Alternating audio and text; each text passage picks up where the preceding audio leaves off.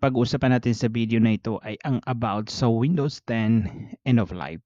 So, pag bago ka pa lang sa channel na ito, huwag mong kalimutan i-subscribe and i-click ang notification bell para updated ka palagi sa mga ina-upload ko na video. So, I will take guys this opportunity bago natin start yung ating vlog or discussion sa video na ito. I thank you sa inyo lahat sa inyong suporta sa ating YouTube channel and kasi marami na tayong medyo may sa mga subscriber natin mahigit na 6,000 yung ating subscriber. So kahit hindi pa gaano malaki yung channel natin, nag-extend ako pa rin ng maraming salamat sa suporta niyo sa aking YouTube channel. Sa walang sawang panunood and suporta. So thank you again. So punta na tayo dito sa ating topic na Windows 10, the end of life. So Windows 10 ay mag-e-end yung life niya sa October sa year na to 2025. So ilang months na lang mag-e-end of life. So ano ba yung mangyayari? So in-announce na ng Microsoft ito na mag-e-end of life na sa October 14. So ito yung may mangyari, Microsoft will stop providing security update, bugs and technical support. Meaning, hindi na nila ito ina-update kahit naka-find out sila ng bugs, hindi na sila magpo-focus nito, hindi na support. Hindi nila i-fix or hindi nila support yung kanilang mga end user dahil magpo-focus na sila sa mga upcoming Windows mga bagong version ng Windows like Windows 11. So hindi natin sure kung magpapublish pa sila sa bagong version ng Windows like Windows 12 pero wala pa silang update. So back tayo sa ating topic. So itong operating system ay malaking impact nito sa mga individual o kaya sa mga organization. Personally, ako nagwo-work sa company, most of our user ay hindi pa naka um, nakapag-jump or nakapag-upgrade sa Windows 11.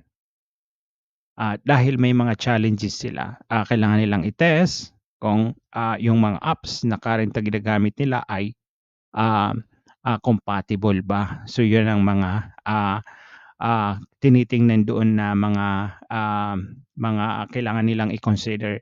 So ano naman ang advantage kung yung company ay magstay sa Windows 10?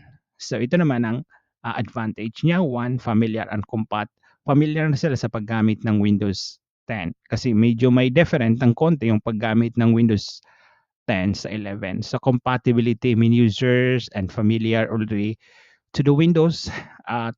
So hindi na sila maninibago sa bagong upgrade sa Windows 11 kung stay sila dito. So pangalawa, no hardware upgrade.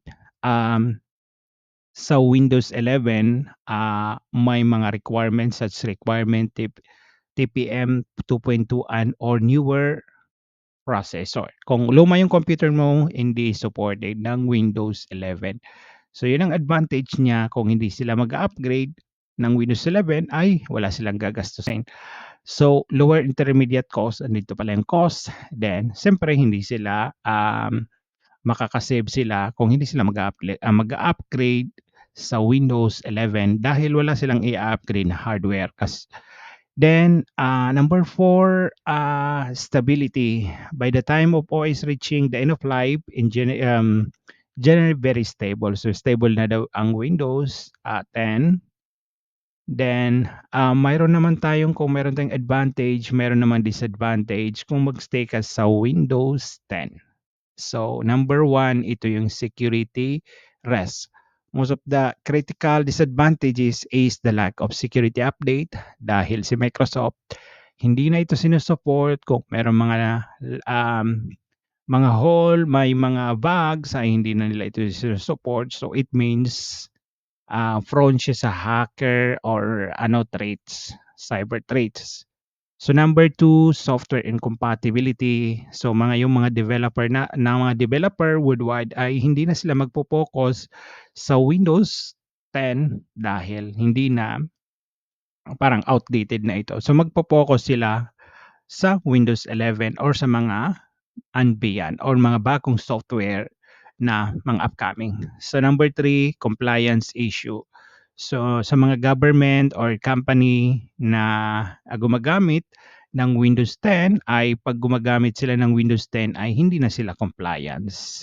Industry with regulatory standard, hindi na sila compliance. So example, yung mga healthcare, finance, education, and gumagamit ng Windows 10 ay kung nag-aano sila, may compliance sa government or some other institution, ay hindi na up to date or hindi na compliant sa kanilang system kung hindi updated sa Windows 11. So, number 4, limited technical support. As I mentioned doon sa taas, dito, si Microsoft hindi na siya nagsusupport, and yung mga resources sa online ay bibihira dahil yung mga latest dahil hindi na ito binibigyan ng pansin. So number 5, no new feature or enhancement dahil wala na silang de-develop, end of life, hindi na sila magde-develop ng mga new apps or dito sa Windows 10. So conclusion for in my opinion, dito meron naman conclusion dito for me. It's up to you kung mag-upgrade kayo sa Windows 11, but kung kung ano yung opinion ko is kailangan niyo mag-update dahil risk risk ka. Especially kung IT kayo sa company, I suggest na i-upgrade niyo yung inyong system bago mag-end of life itong October 14. So dapat naka-migrate na yung mga laptop or desktop sa Windows 11 operating system. So hanggang dito lang guys, and 'wag niyong kalimutan i-like and subscribe and i-support ang aking YouTube channel.